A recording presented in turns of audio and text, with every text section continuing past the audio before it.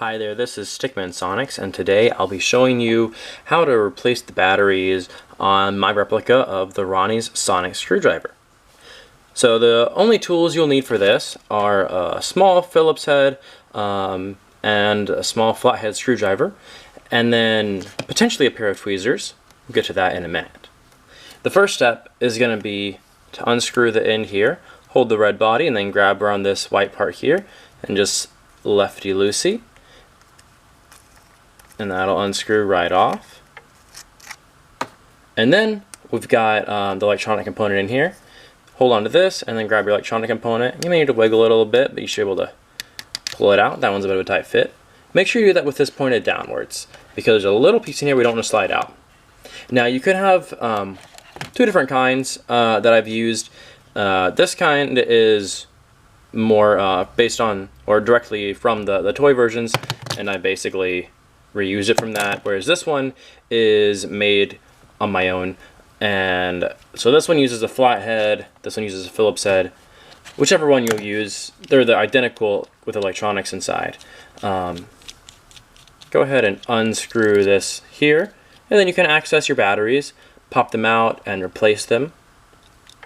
Once you've done that, tighten it back up, and then we replace the electronic component in our sonic screwdriver. Now here's why I said keep it tilted downward. There's a teensy little black piece in here, and that's the job of this piece. Is when you press down on this, it pushes this lever down to push the button on top there. If it falls out, that's okay, just make sure you don't lose it. And so if you look in here, you can see a little square hole. Just lay that on the bottom and line that up with the little nub facing upward. And then I find you can generally just slide it in there, like so, and it slides right in. You could also use tweezers to get it in there. And then to line this up when we're putting it back in, to line it up correctly, you'll see a groove here on the side. And then on the ones I've made, they may have just have a marking on there, but there may also be, depending on the variation of this, like on these, there's a little notch, and that little notch can fit in that groove. Here we're just gonna line up, gonna put that into the hole in the middle, and then line up that line, that black line there, with that groove.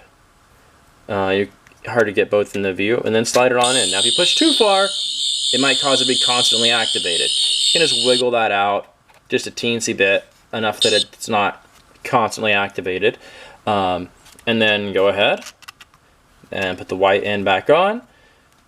Tie it, or screw it back on gently so as not to cross thread it. And once you got it on, there you go.